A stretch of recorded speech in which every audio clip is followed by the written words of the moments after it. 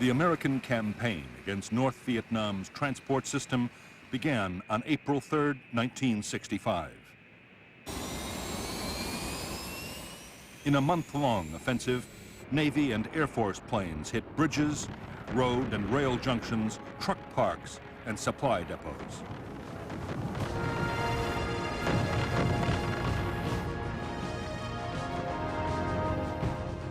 For the Americans, one of the most important targets was the Ham Rung Bridge across the Song Ma River.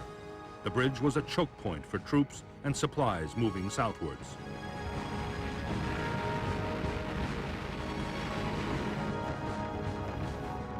In spite of repeated attempts, the Americans failed to destroy the target. 2 U.S. planes were lost to MiG fighters and more to anti-aircraft defenses.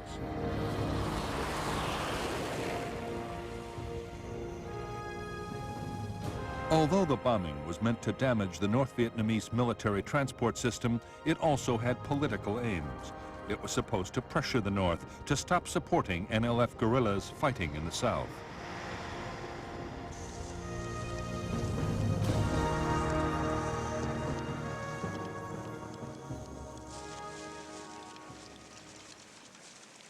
In spite of the mounting damage, Ho Chi Minh, the northern president, was defiant. In South Vietnam, the NLF were doing well on the battlefield. South Vietnamese government forces were on the defensive. Ho meant to continue supporting the war as long as his Chinese and Soviet allies provided the weapons and financial support to carry on.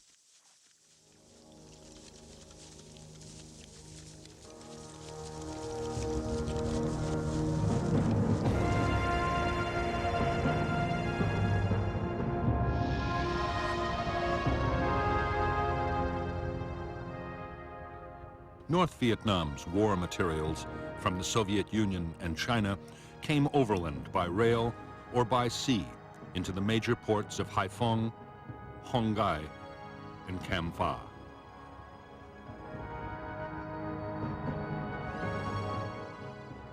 Supplies and troops destined for the war in the south were then sent on to staging areas, especially Dong Hoi. From there, they traveled into Laos by truck and bicycle and down the Ho Chi Minh Trail into South Vietnam.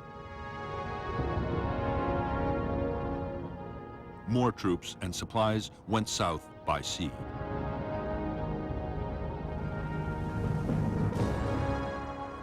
American aircraft had already attacked junctions, bridges, troop staging areas, and supply depots vital to the North's supply effort.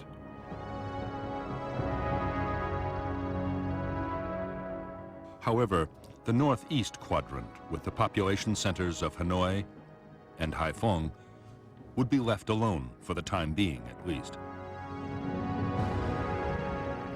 So too would the transport links to China, around which there were now heavy concentrations of Chinese anti-aircraft guns.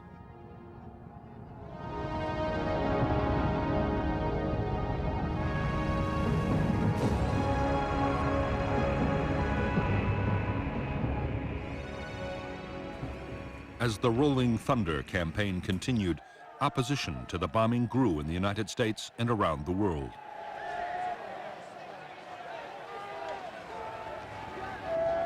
On May 13, 1965, U.S. President Lyndon Johnson agreed to halt the bombing for 5 days. As Johnson had expected, North Vietnam firmly rejected his overture.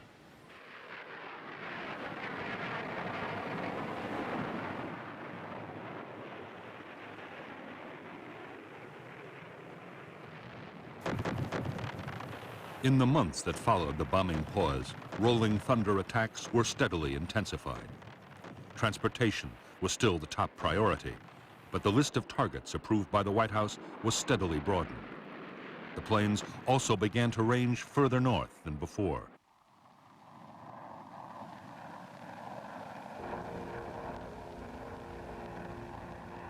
Soon, U.S. fighters had shot down their first MiGs of the air war.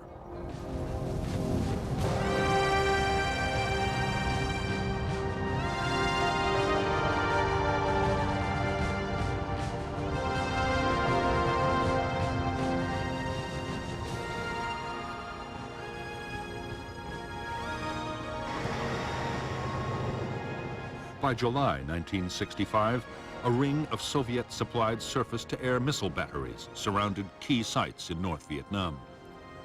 The SAM was 35 feet long and radar-guided.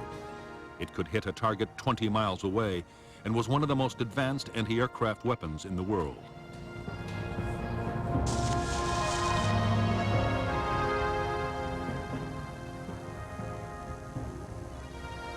If the SAM's warhead detonated anywhere within 200 feet of an aircraft, it would almost certainly bring it down in flames.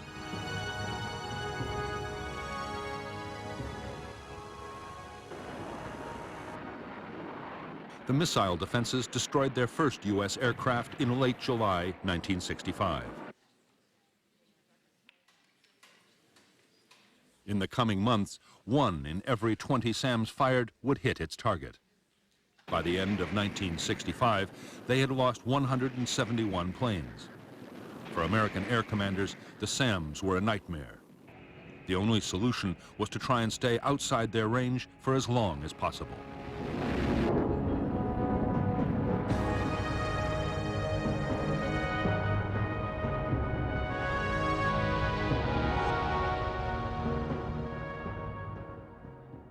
American aircraft were now attacking some carefully selected targets inside the northeastern quadrant of North Vietnam.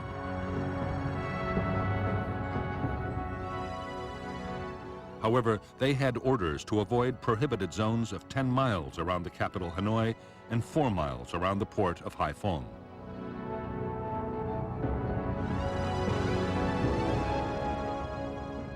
In bigger zones around both cities, attacks were severely restricted, and the aircraft also had to stay out of a buffer zone along the border with China.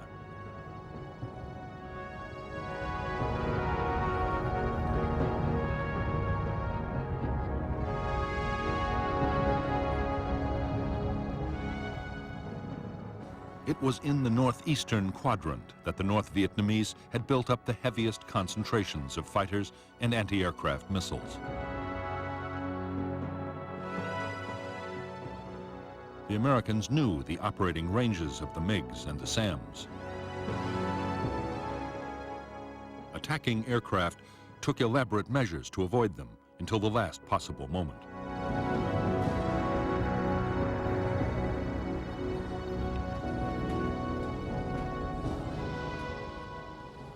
SAM missile sites were hard to find and even harder to destroy.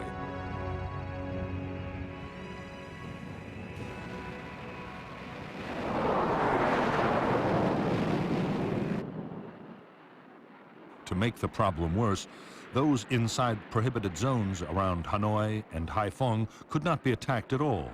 It would be months before the restriction was lifted.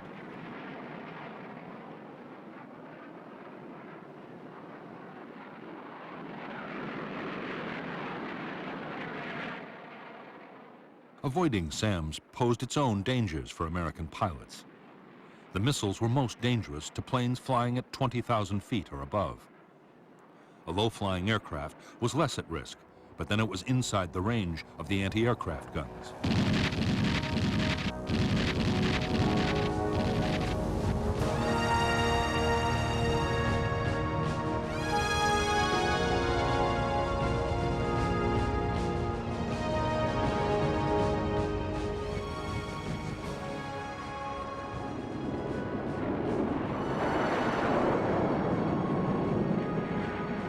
By this time, North Vietnam's MiG fighters were being sent into battle whenever the odds seemed in their favor.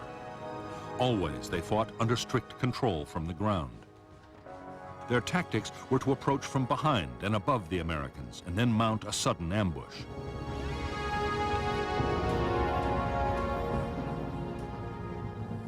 To the intense frustration of U.S. air commanders, American planes were strictly forbidden to attack North Vietnamese fighter bases.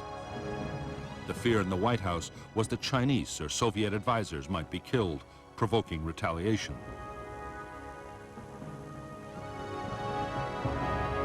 An even bigger worry was that if the North's Air Force were destroyed, Chinese fighter units might take over the defense themselves.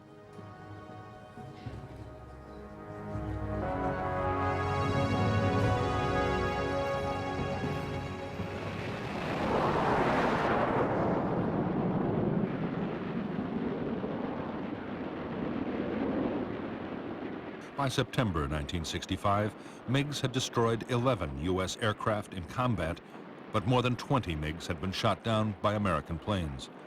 Nearly 2/3 of the whole North Vietnamese fighter force was gone. In October 1965, General Giap, the North Vietnamese defense chief, was forced to order the 921st Fighter Wing to cut back combat operations.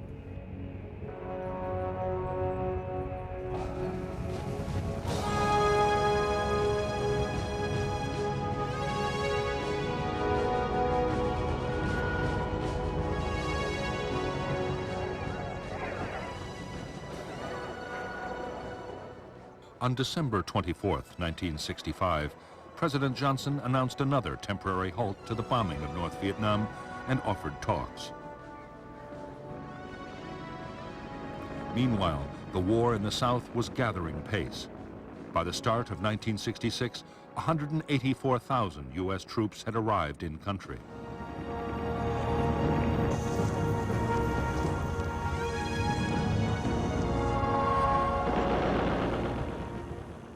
They were already launching big operations against the NLF guerrillas.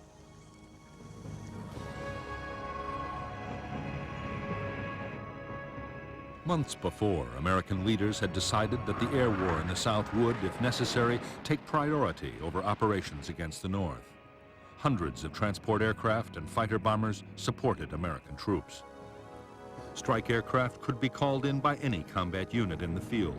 Time after time, their bombs, rockets, and napalm saved American units being overrun by the Viet Cong, but they also hit thousands of civilians in their homes.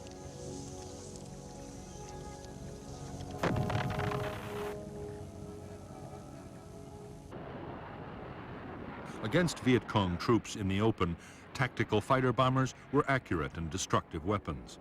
However, against fortified guerrilla bases spread out under the forest canopy, they were almost useless.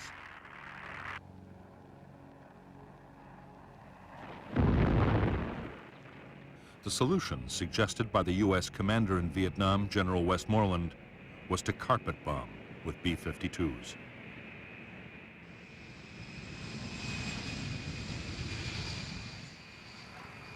The B-52 could carry 51 750 and 500-pound bombs, a 13.5-ton payload. A modified version, the Big Belly, could carry 108 750 and 500-pound bombs, a massive 31.75 tons. A cell of 3 B-52s could obliterate an area 3 miles long and 2 miles wide.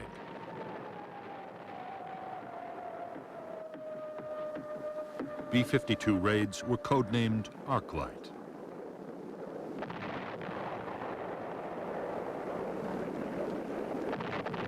Each raid had involved a 12-hour round trip from Guam in the Pacific Ocean. The missions were possible only because for every bomber in the fleet, there was a tanker from Okinawa to refuel it in flight. The mission of the B-52 force was soon broadened to include the Ho Chi Minh Trail in Laos and passes feeding the trail just inside North Vietnam.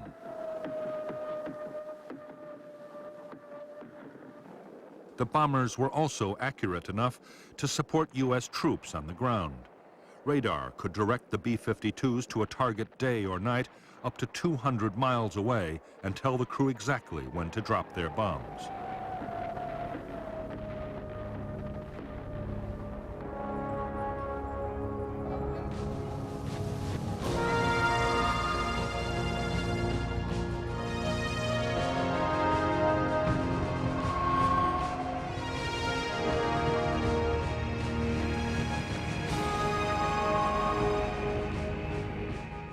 The pause in the bombing that President Johnson had ordered in December 1965 lasted 37 days. When the bombing restarted, it had coincided with appalling weather. North Vietnam was given a priceless breathing space in which to boost its defenses.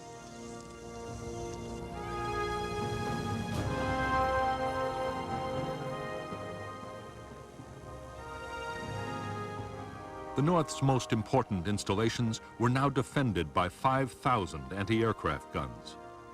They included new radar-guided 85 and 100 millimeter weapons able to bring down an aircraft at nearly 20,000 feet. More SAM missile sites had also been put in place. By now, 30 new fighter pilots had come back from training in the Soviet Union and China, along with more aircraft to rebuild the fighter force.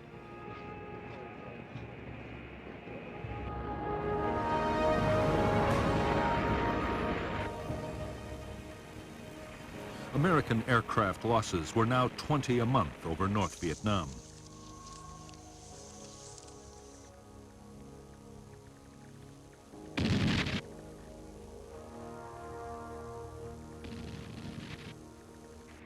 One in 40 planes flying into the heavily defended northeast quadrant was lost.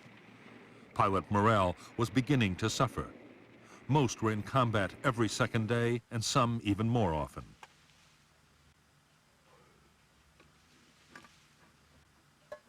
Realizing that dangerous problems were developing, the Americans moved to send more carrier pilots to Southeast Asia.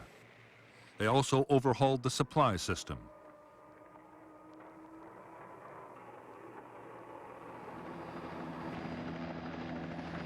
At the same time, other changes were made to help reduce American casualties and boost morale.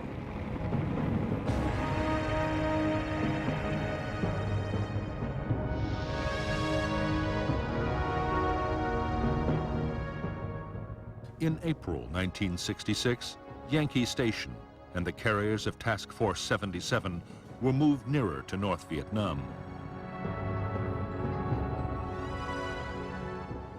At the same time, two new search and rescue stations were created, called North and South.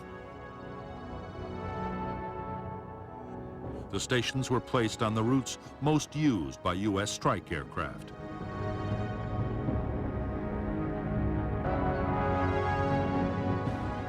Up to now, U.S. Air Force and Navy planes had taken turns to hit different areas of North Vietnam.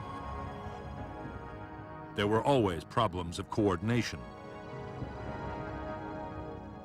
Now, the system was improved by allocating route packages. Route Package 1 was given to Military Assistance Command in the South as part of the war on the demilitarized zone.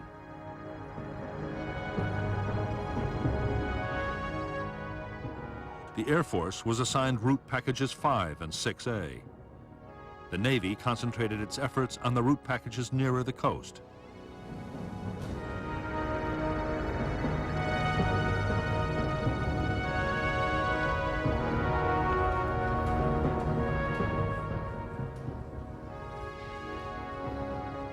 The route package system allowed American pilots to learn the defenses of their own target areas. Combined with the area's search and rescue operations, it did help save pilots' lives, but did little to reduce aircraft losses. In May and June 1966, 18 planes were shot down. 7 pilots were picked up by the search and rescue forces.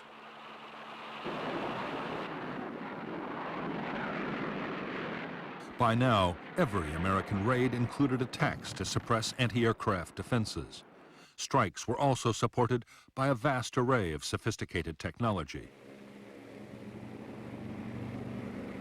Early warning radar aircraft could alert pilots to MiGs or SAM launches. Electronic warfare planes tried to jam anti-aircraft radars. Wild Weasel strike aircraft, armed with the new Shrike radar-seeking missiles, were deployed to hit the SAM sites.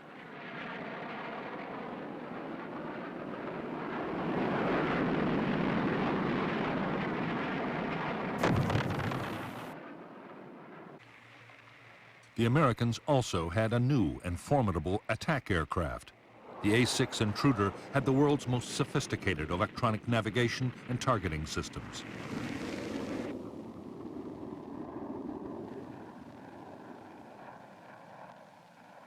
It could find and hit targets day or night in any weather and carried a 6.5-ton bomb load. In poor conditions, a pair of intruders could destroy a target that a normal raid of 100 aircraft might fail to hit.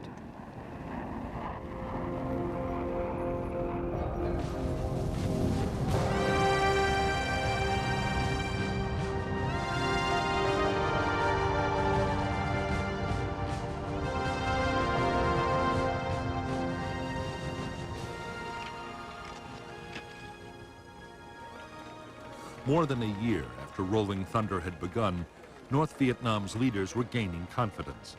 The bombing had unified the North Vietnamese people. Damaged railway stock, trucks, and industrial equipment were being replaced by the Soviet Union and China. Almost every day, a supply ship arrived in Haiphong Harbor.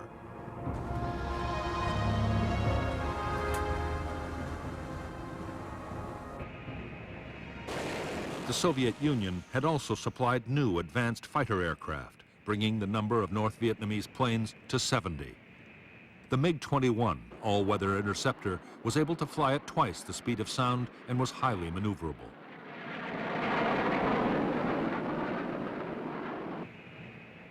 It was armed with 2 cannon and 2 Atoll infrared homing missiles, deadly weapons at medium ranges.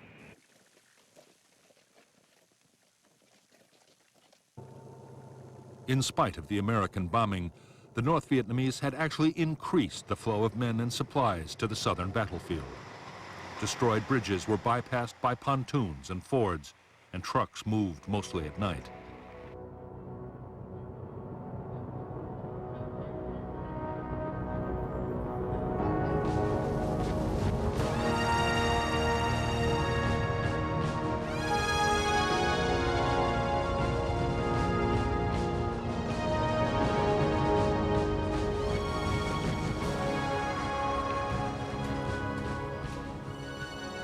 For months, the American Joint Chiefs of Staff in Washington had been urging the president to launch an all-out campaign against North Vietnam. Above all, they wanted to target petroleum and oil storage, the POL system.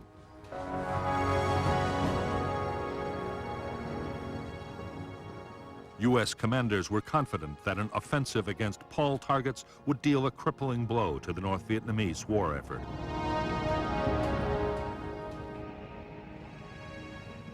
The offensive was put off again and again. President Johnson was waiting for an answer to peace feelers sent out to Hanoi. When there was no response, the president approved the attacks. The first POL raids on North Vietnam's fuel storage system were launched on June 29, 1966.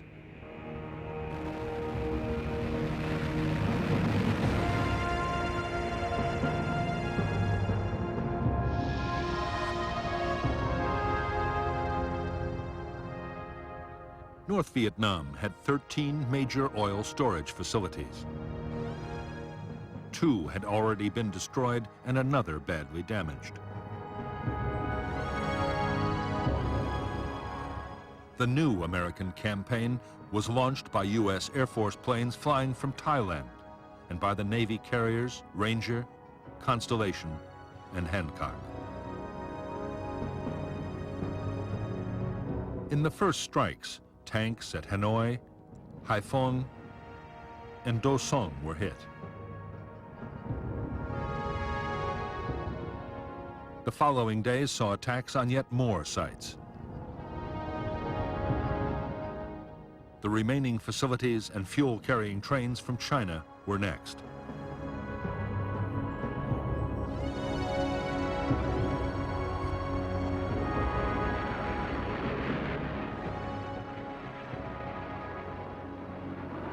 The American attacks were completely devastating. The North's biggest facility at Haiphong was totally destroyed. Smoke from the burning tanks reached 20,000 feet into the sky.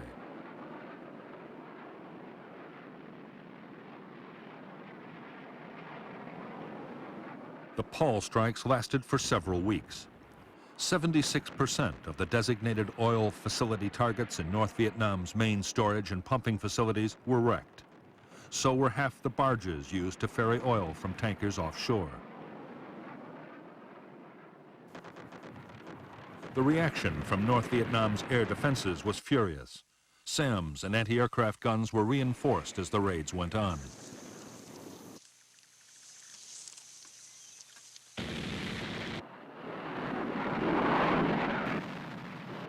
The MiGs, flying from airfields still off limits to U.S. bombs, could attack at will. American losses were heavy.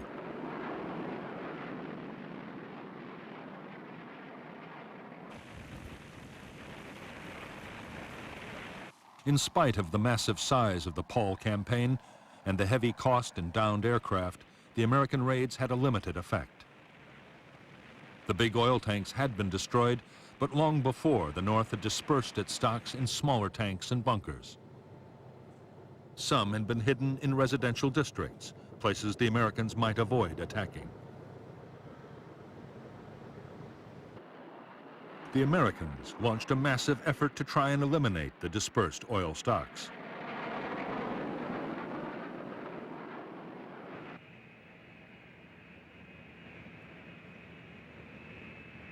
After heavy losses of planes and men, they had destroyed only a fraction. North Vietnam still had more than enough to supply its own needs and the needs of the trucks supplying the southern battlefield.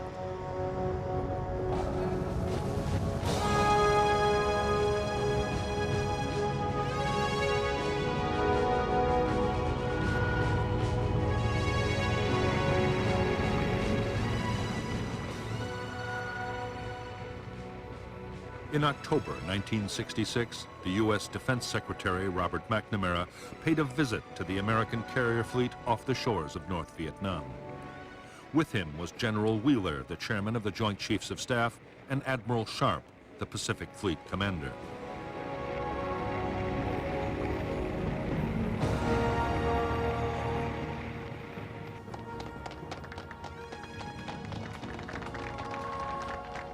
Over the past few months, McNamara had grown more and more disillusioned with the Rolling Thunder campaign.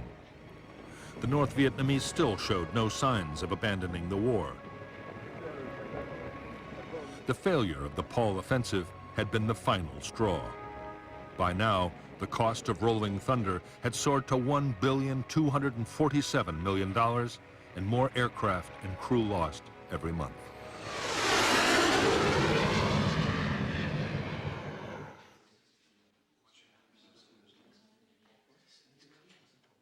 McNamara now favored curtailing the bombing. He argued that U.S. aircraft should concentrate on attacking the supply routes from North Vietnam to the south, at a much lower cost in lives and cash. Military leaders were dismayed. Their argument was that Rolling Thunder had failed because, with all the restrictions, it had never been given a chance to succeed.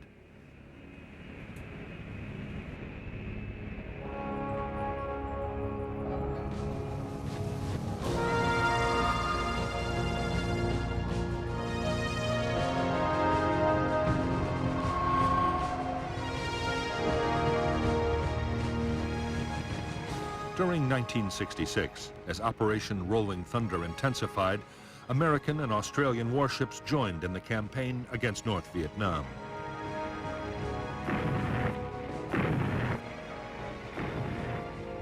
Operation Sea Dragon attacked more than 3,500 land targets, including bridges, railroad yards, and truck parks.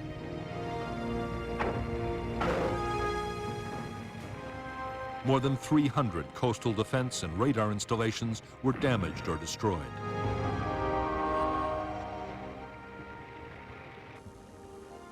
The attacks were fiercely resisted by North Vietnamese coastal artillery batteries.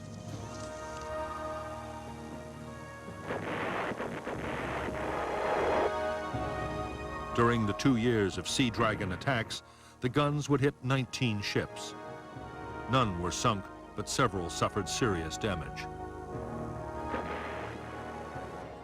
In early February 1967, President Johnson declared a 6-day halt in attacks on North Vietnam. The North Vietnamese immediately raced supplies and men to the south, as they had done during every pause before.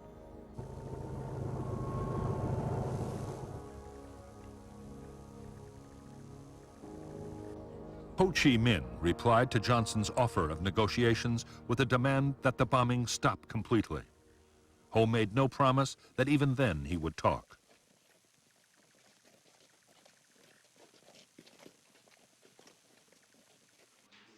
Ho's rebuff left Johnson frustrated and angry.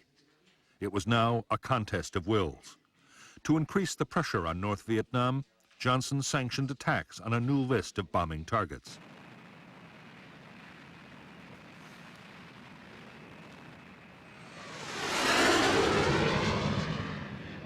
American planes would attack the North's airfields, power plants, and industries, while the Navy's Operation Sea Dragon would be expanded. It was a major step towards an all-out campaign.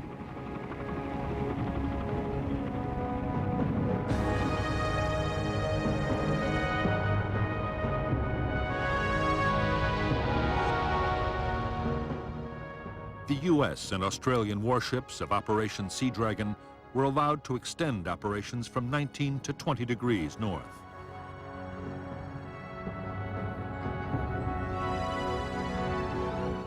Aircraft were sent to mine river mouths and later inland waterways as well, up to the same line.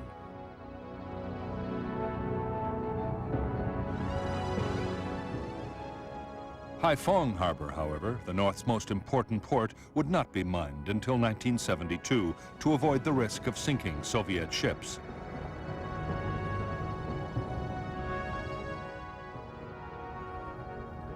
The new targets for U.S. bombers were the airfields, power plants, and industries of the northeastern quadrant.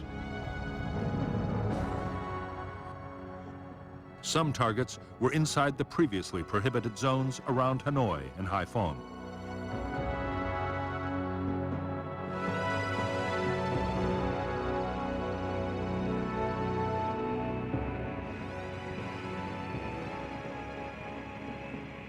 The American attacks on North Vietnam's airfields began on April 24, 1967.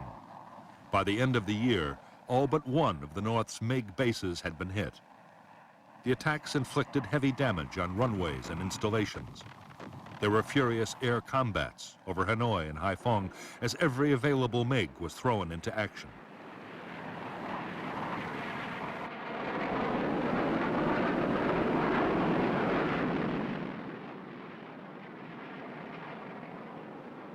After the airfield attacks came the strikes on industrial targets and power plants.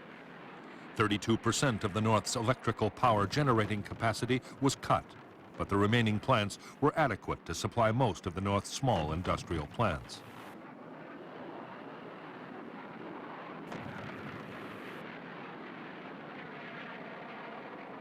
By now, the weather had improved, and the bombers now ranged freely, hitting old and new targets again and again. In May 1967, as desperate battles raged in the skies over Hanoi and Haiphong, the Americans shot down 26 North Vietnamese fighters. North Vietnam's pilot strength had been halved.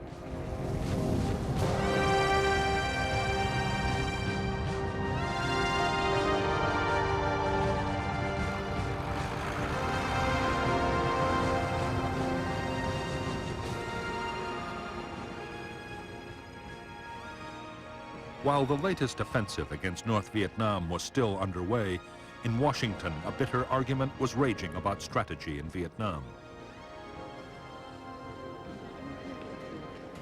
President Johnson's civilian and military advisors were now completely at odds. The military wanted a major escalation of the air and ground war in an all-out push for victory. The civilians, especially Robert McNamara, were calling for the war effort to be leveled off.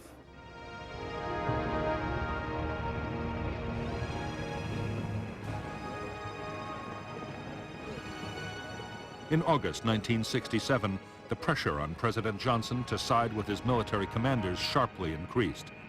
A Senate subcommittee was about to call for much heavier bombing of North Vietnam. To head off criticism, Johnson approved a sharp escalation in Rolling Thunder.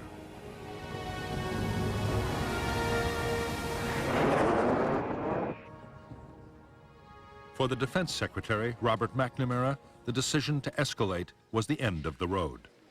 His advice had been ignored, and plainly, he no longer had the confidence of the president. McNamara had no option but to resign.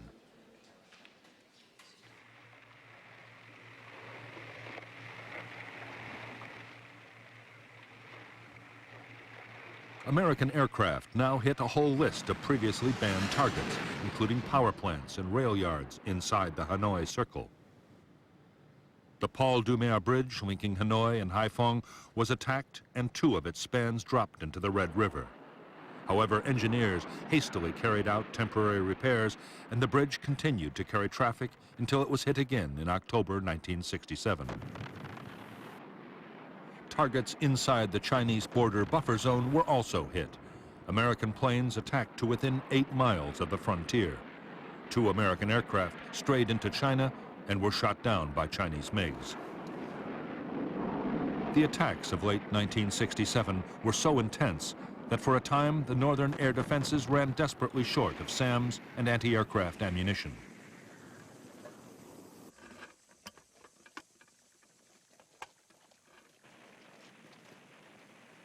Almost all important targets except Haiphong Port had been hit repeatedly.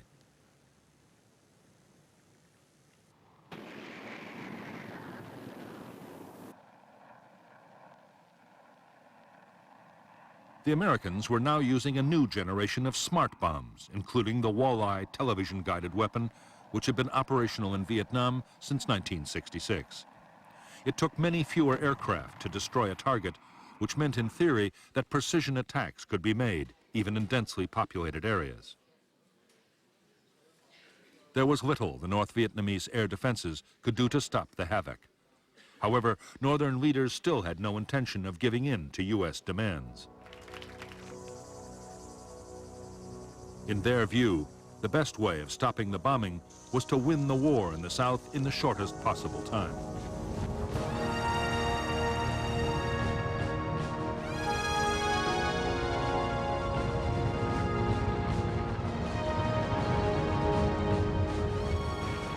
In January 1968, 84,000 NLF and North Vietnamese Army troops launched their long-planned Tet Offensive. They attacked towns and cities all over South Vietnam and held huge tracts of Saigon, the capital, for weeks.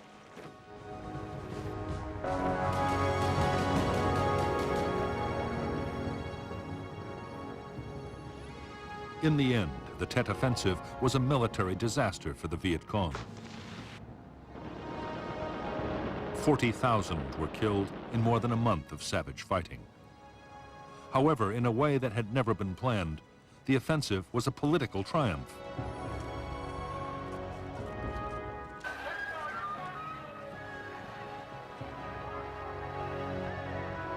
In the United States, public opinion had been turning against the war for months. The sheer scale of the latest offensive now seemed to confirm that U.S. strategy had failed. The pressure on President Johnson to look for a negotiated settlement grew irresistible.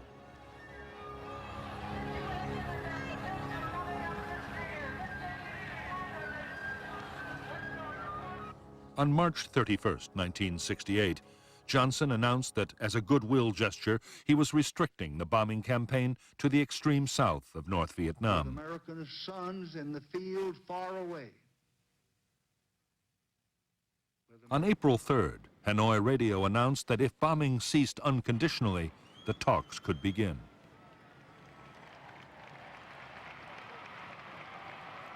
The Paris peace process began on March 10, 1968. Almost at once, they stalled hopelessly.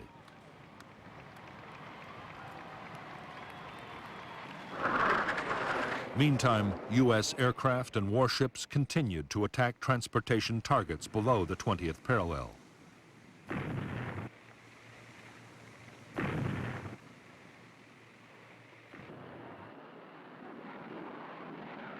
In October 1968, after several months of wrangling and on the eve of the U.S. presidential elections, there was a breakthrough. The North Vietnamese agreed that in exchange for a complete halt to the bombing, they, for their part, would no longer infiltrate troops across the DMZ or shell major cities in the south. Johnson knew that being seen to oppose peace could damage his party's chances in the coming elections. Reluctantly, he agreed to stop the bombing.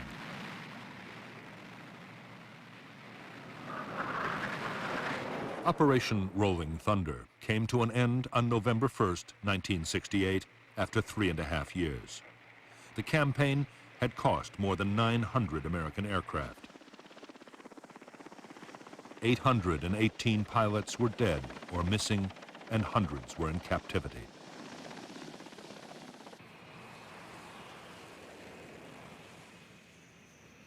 On the northern side, nearly 120 North Vietnamese planes had been destroyed in air combat, in accidents, or by friendly fire. On the ground, according to McNamara's estimates, 182,000 civilians had been killed during Operation Rolling Thunder. 20,000 Chinese support personnel had also been casualties of the bombing.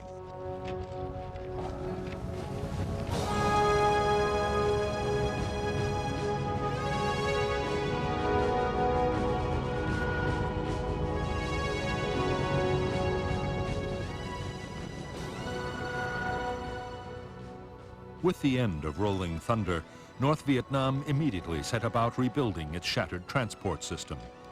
In spite of the talks still going on in Paris, the Northern commander, General Giap, was already planning his next offensive in the south.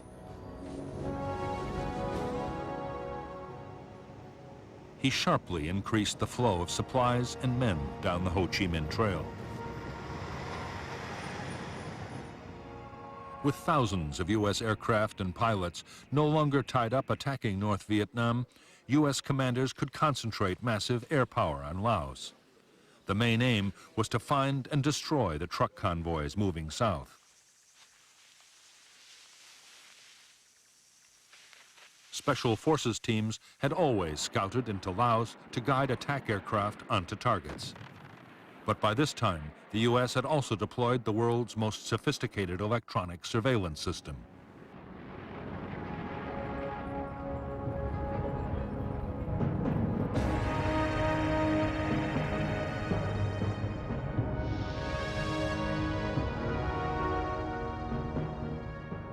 Between 1966 and 1971, in Operation Igloo White, American aircraft laid a sophisticated system of electronic sensors down the Ho Chi Minh Trail in Laos. The targets were the truck convoys streaming south from North Vietnam. Signals from the sensors were picked up by orbiting aircraft and relayed to a listening center in Nakhon Phanom in Thailand. Other aircraft carried instruments to detect the electrical activity of truck engines. When a convoy was detected, the Americans would launch a raid by B-52s or fighter bombers into the target area.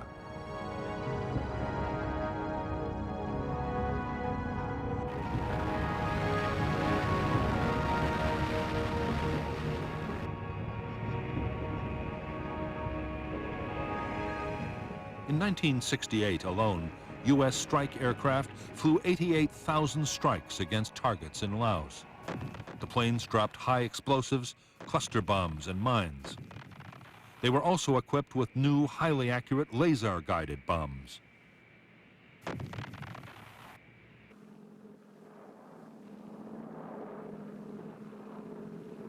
In the front line of the war against the trucks, the formidable gunships known as Spooky played a vital part.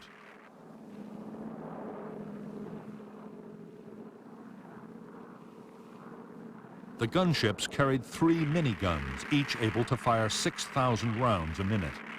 Flying in a circular pattern over the target, the gunship would rain down an awesome weight of fire.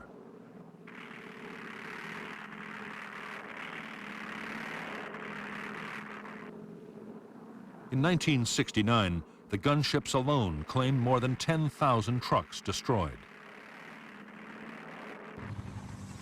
However, the North Vietnamese had built 400 miles of new roads in Laos, and not even American electronics and computers could cover it all.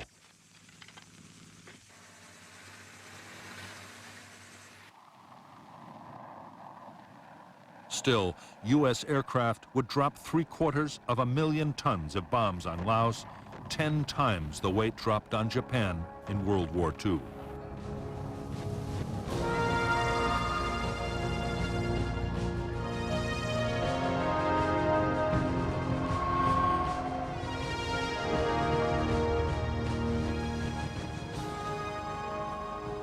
In January 1969, Richard Nixon took office as the new president of the United States.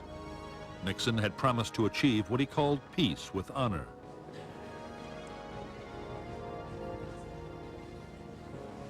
The aim was to negotiate a settlement that would allow the 500,000 U.S. troops in Vietnam to be withdrawn, while still allowing South Vietnam to survive.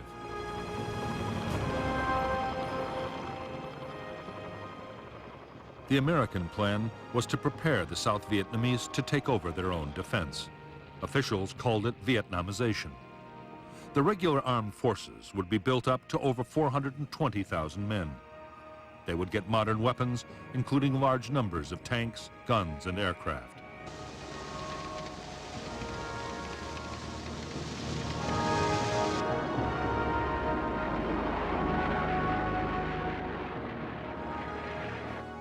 The North's strategy for 1969 was to keep up the pressure in South Vietnam. While negotiations were going on, they meant to improve their position on the battlefield.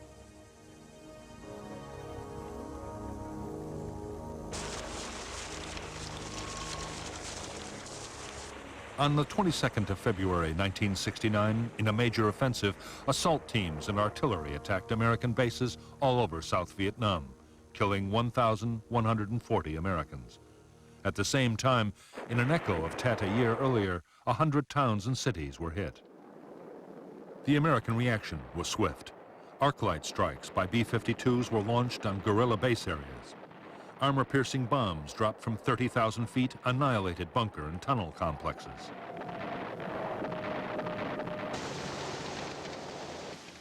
On the ground, American units launched spoiling attacks on guerrilla staging areas and captured enormous quantities of supplies.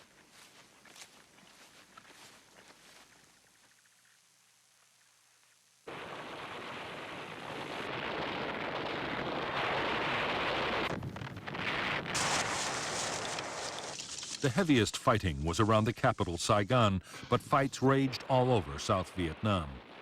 In the first 3 weeks of battles, the Americans lost 1,100 men.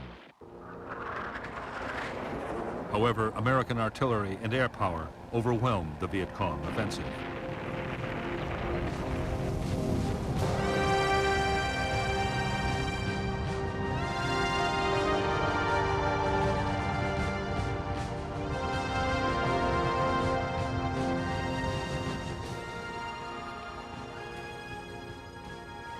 In the White House, there was anger and deep frustration at the latest campaign against South Vietnam. President Nixon and his advisors were determined to retaliate to show that the U.S. was serious about defending its ally. The problem was that going back to bombing North Vietnam would cause an outcry in the United States.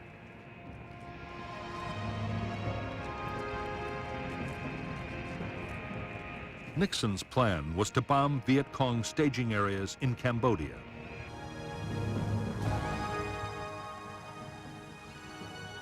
For years, they had been the springboards for attacks against Saigon. These jungle areas held tens of thousands of troops and vast stores of supplies and weapons.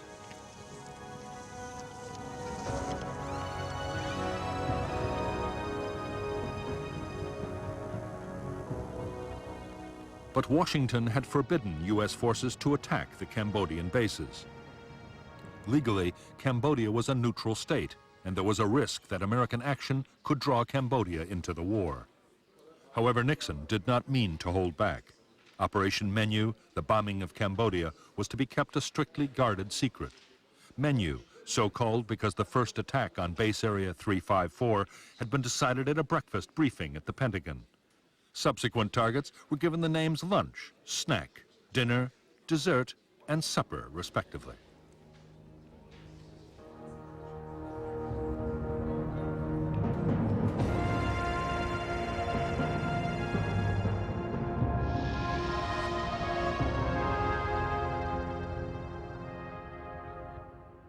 As well as the Ho Chi Minh Trail running from North Vietnam, NVA forces were also supplied by North Vietnamese and Soviet ships, which were allowed to dock at Sihanoukville.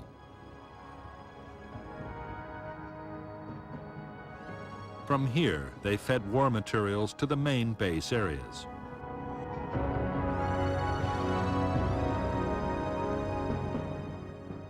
The biggest Viet Cong strongholds were west and north of Saigon in the areas known as the Parrot's Beak and the Fish Hook. The bases were run by North Vietnamese troops and the NLF.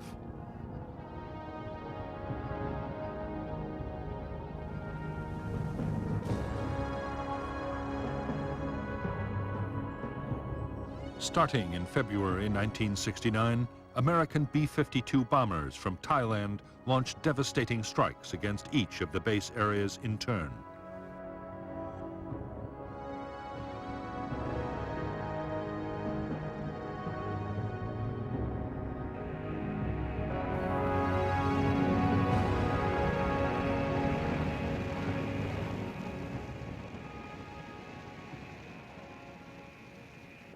Operation Menu saw more than 4,000 B-52 missions, dropping 120,000 tons of bombs.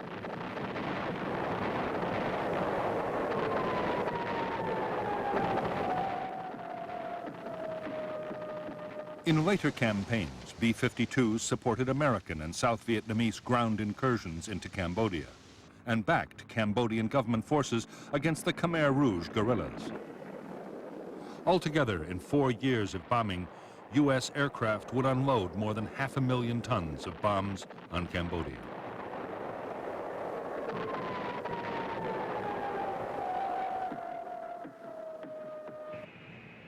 On orders from the White House, extraordinary measures were taken to keep the Cambodian bombing a secret. Defense Department officials always claimed the raids were over South Vietnam. Because the planes were guided to their target by radar at the Ben Hoa air bases, and orders to drop the bombs were also issued from there, often the pilots themselves did not know they were bombing Cambodia. Those that did were ordered to falsify their flight logs upon returning to base to maintain the secrecy.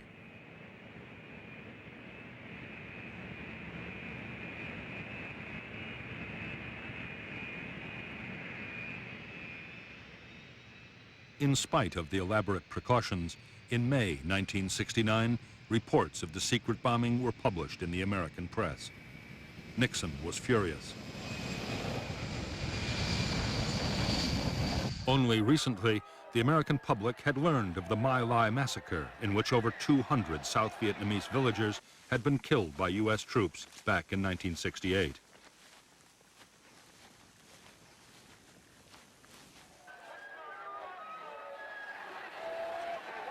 Anti-war feeling had also been fueled by news of the bloody Battle of Hamburger Hill.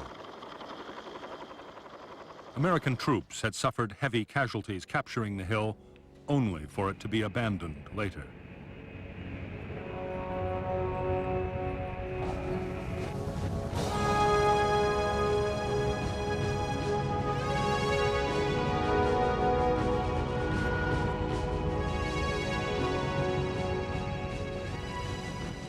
On June 8, 1969, President Nixon met with South Vietnamese President Nguyen Van Thieu on Midway Island in the Pacific.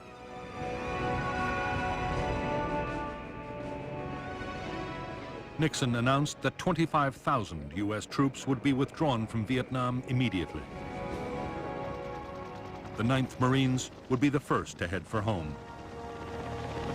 It was the first U.S. troop reduction in the history of the war in Vietnam.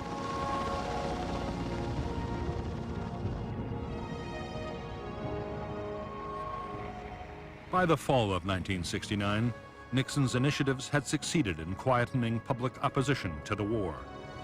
To keep up the momentum, the president announced a second batch of troop withdrawals and promised to reduce the draft call.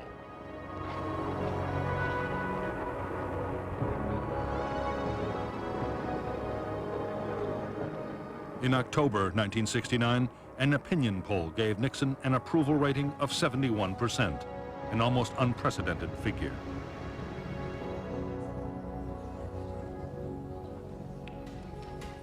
Although Nixon was preparing to pull out American troops, he had no intention of giving up on Vietnam. His plan was that even when most American troops had been withdrawn, Americans would continue to supply, train, and arm the South Vietnamese. Most important of all, a formidable shield of American air power would remain to deter communist attacks.